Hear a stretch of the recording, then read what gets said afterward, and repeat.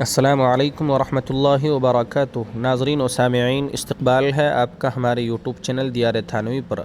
قربانی کے تعلق سے ایک اہم سوال یہ کیا جاتا ہے کہ اگر جانور کا کان کٹا ہوا ہو تھوڑا یا زیادہ تو اس میں کیا حکم ہے؟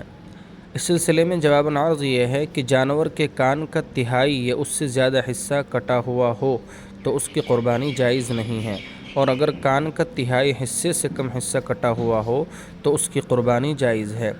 اس سلسلے میں ایک دوسرا سوال جو آپ نے ہمارے تھمبنیل پر اور سرخی میں پڑھا ہوگا وہ یہ ہے کہ اگر قربانی کے جانور کی ناک کی رسی کھینچنے کی وجہ سے نتھنے پھٹ جائیں تو اس جانور کی قربانی کا کیا حکم ہے؟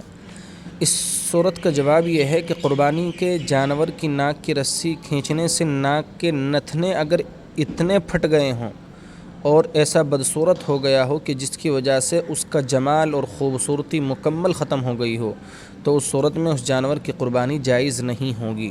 تاہم اگر نتھنے پھٹنے کی وجہ سے جانور کی خوبصورتی مکمل زائل نہیں ہوئی ہے بلکہ معمولی درجے کا زخم پڑ گیا ہے تو ایسے جانور کو زخم پڑنے کے بعد ٹانکے وغیرہ لگانے سے قربانی ہو جائے گی۔